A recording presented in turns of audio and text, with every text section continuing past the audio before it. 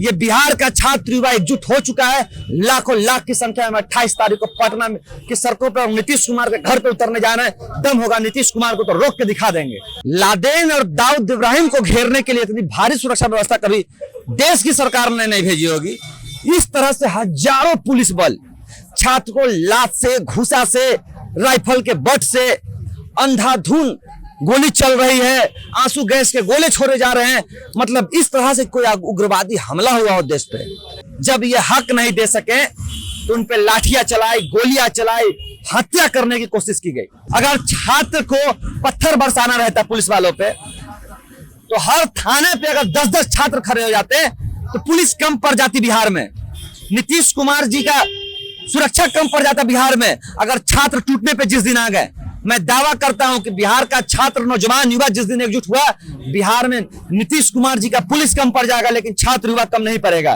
कितने छात्र अधमरे हालत में अस्पताल में भर्ती हुए हैं, वो जिंदा है कि मर गए, इसका भी आंकड़ा सरकार के पास नहीं है।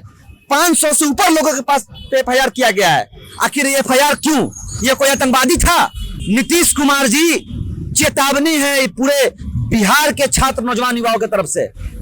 आने वाले तारीख में आपके घर के बाहर 1 लाख से ऊपर NTPC छात्र और बिहार का हर छात्र, नौजवान, युवा बैठेगा और आपके सरकार में हिम्मत होगी, आप में हिम्मत होगी तो खुला चैलेंज है, गिरफ्तार करके दिखा दीजिएगा। मनीष यादव और बिहार के छात्र आपसे डरने वाले नहीं है, आंख में आंख डालकर आपसे लड़ेंगे और फरियाने के लिए तैयार है। इसी पटना में कुछ छात्रों की स्थिति इतनी गंभीर है कि पता नहीं उनकी मौत हो गई है या वो बचे हुए हैं, लेकिन सरकार इसकी सूद तक नहीं ली है। बिहार में अभी तक का सबसे बर्बरतापूर्ण हमला जो छात्रों पे कह सकते हैं, ये नीतीश सरकार ने दिखा दिया कि वो किम जोंग और हिटलर से भी आगे है। नमस्कार, मेरा नाम पंकज है और आप जनता जंक्शन देख रहे हैं। कल जिस तरह पे RRB NTPC के छात्रों पर लाठी भांजी गई और कई छात्र घायल हुए, जिनमें से कुछ छात्रों को हिरासत में लिया गया, उनमें से एक थे पटना यूनिवर्सिटी के छात्र संघ के अध्यक्ष मनीष यादव। हम बात करेंगे मनीष यादव से।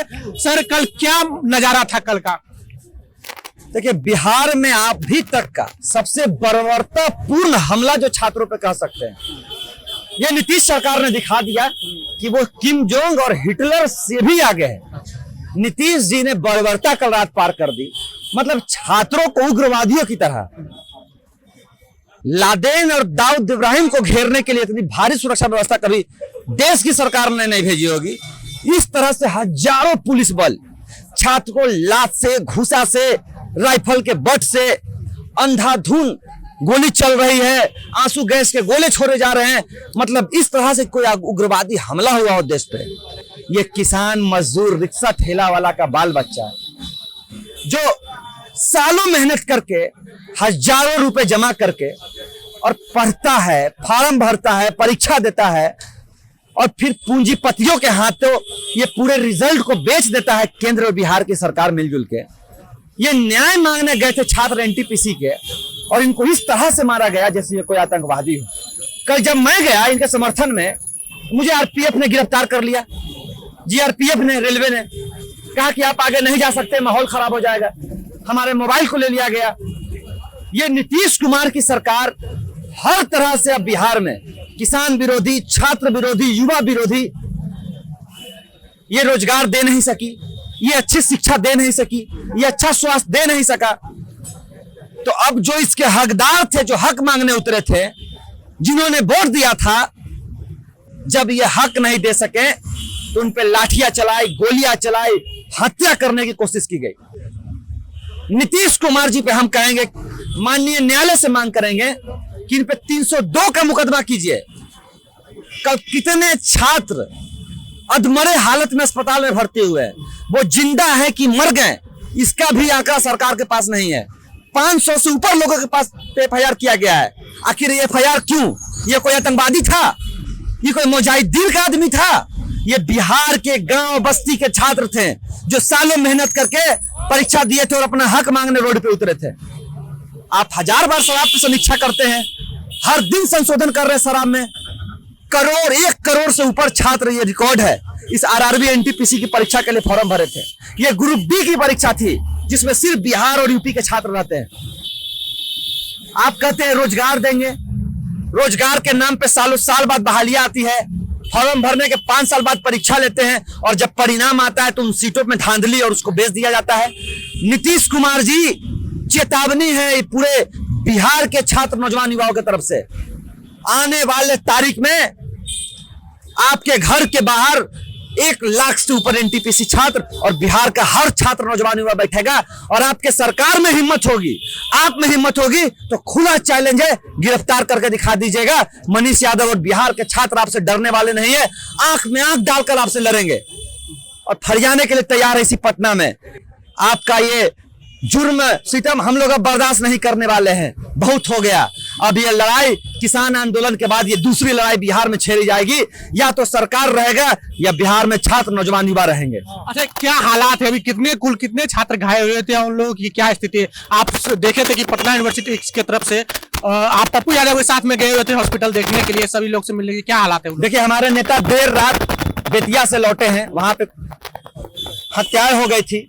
देर रात जब हमारे नेता 11 बजे लौटे, उससे पहले हम लोग डटे हुए थे छात्रों के साथ, हमारी गिरफ्तारी हुई। उसके बाद नेताजी आए तो जानकारी हुई वहीं के लोगों से कि कुछ लोग एनटीपीसी के जो लोग हैं वो पटना के पीएमसीएच में भर्ती हैं। हम लोग वहां से मिलने गए, कुछ छात्र वहां से निकल चुके थे, चूंकि उन पे एफआईआर हुआ था, पुलिस वहां गिरफ्तार करने उन्हें पहुंच गई थी।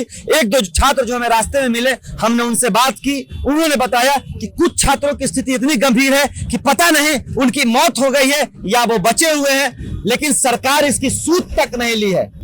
मैं विपक्ष से भी सवाल करूंगा कि आप कहां हैं, मैं छात्र नेता कन्हैया कुमार से सवाल करूंगा कि आप कहां हैं। आप जब इतनी बड़ी विपदा की घड़ी थी, आप अपने घरों में दुबक के बैठे हुए हैं। ये बिहार का छात्र आपको कभी माफ नहीं करेगा। हम हमेशा और हमारी पार्टी छात्रों के लिए लड़ी है। कहां है नीतीश कुमार जी जो कहते हैं कि युवा देश का भविष्य है? नरेंद्र मोदी कहते हैं युवा देश का भविष्य है, और आप देश के भविष्य को जान से मारने में और पुलिस के अपने तानाशाही रवैये से जूता के नीचे कुचलने में लगे हुए हैं। ये बिहार का छात्र युवा एकजुट हो चुका है, लाखों लाख की संख्या में 28 तारीख को पटना की सड़कों पर नीतीश कुमार के घर पे उतरने जाना है। दम होगा नीतीश कुमार को तो रोक के दिखा देंगे। ये प्रशासन का आरोप है कि पहले छात्रों ने पुलिस वालों पर पत्थर चलाया, उसी वजह से वो लोग घायल हो गए, पुलिस की तरफ से कोई बर्बरतापूर्ण कार्रवाई नहीं की गई। 12 बजे से रात सुबह से आंदोलन चल रहा था। अगर छात्र को पत्थर बरसाना रहता पुलिस वालों पे, तो हर थाने पे अगर 10-10 छात्र खड़े हो जाते तो पुलिस कम पड़ जाती बिहार में। नीतीश कुमार जी का सुरक्षा कम पड़ जाता बिहार में अगर छात्र टूटने पे जिस दिन आ गए। मैं दावा करता हूं कि बिहार का छात्र नौजवान युवा जिस दिन एकजुट हुआ, बिहार में नीतीश कुमार जी का पुलिस कम पड़ जाएगा, लेकिन छात्र युवा कम नहीं पड़ेगा। ये झूठा आरोप लगा रहे हैं, फर्जी मुकदमा कर छात्र नौजवान की कहीं ना कहीं भविष्य बर्बाद करने की नीतीश कुमार कोशिश की जा रही है। और ये यूपी चुनाव और यूपी के लोग देख लें कि किस बर्बरता से कल रात छात्रों पे युवाओं पे लाठी चलाई गई है। यही हाल यूपी में होगा जब नरेंद्र मोदी और एनडीए की सत्ता वहां आएगी। संभलिए, यूपी चुनाव है और यूपी वाले बिहार से सबक लें कि किस तरह से छात्र नौजवान युवाओं पे यहाँ बर्बरतापूर्ण लाठियां चलाई जा रही है।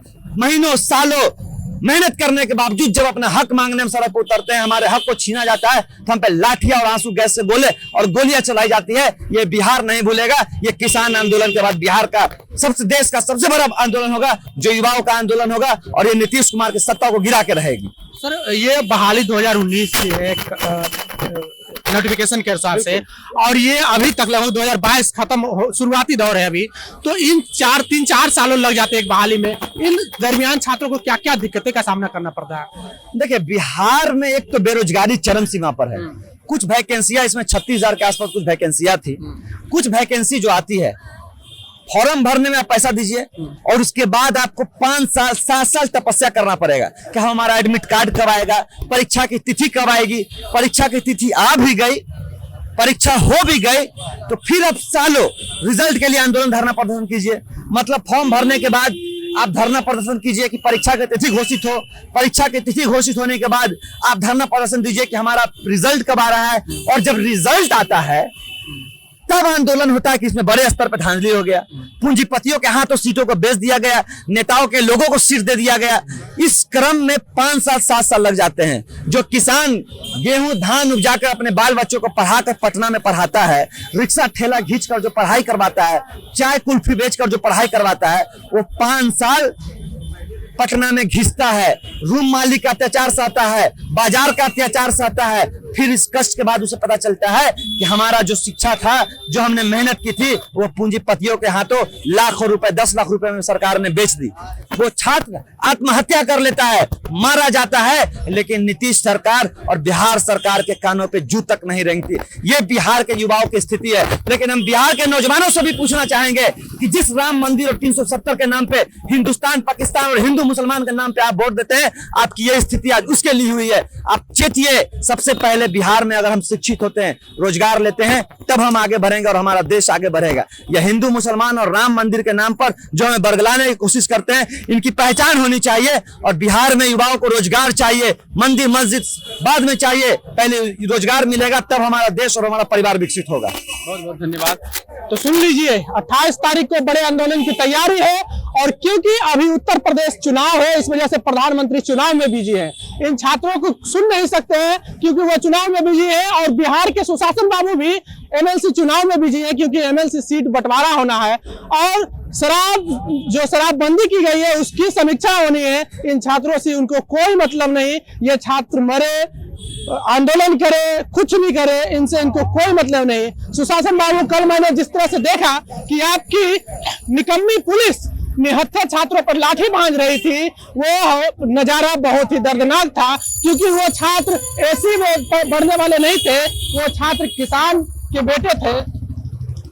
तो अभी तक मैं माननीय पटना उच्च न्यायालय से ये गुहार लगाता हूं कि इन मामलों को आप संज्ञान में लें और जल्द से जल्द जो छात्र को दिक्कतें हो रही है उस पर अपनी कुछ टिप्पणी करें, अपनी प्रतिक्रिया दें। बहरहाल, आपको हमारा वीडियो कैसा लगा, आप अपनी प्रतिक्रिया कमेंट बॉक्स में जरूर दें। अगर आप यूट्यूब चैनल पर देख रहे हैं तो चैनल को सब्सक्राइब कर ले, फेसबुक पेज पर देख रहे हैं तो पेज को लाइक कर ले। मिलते हैं अगले वीडियो में।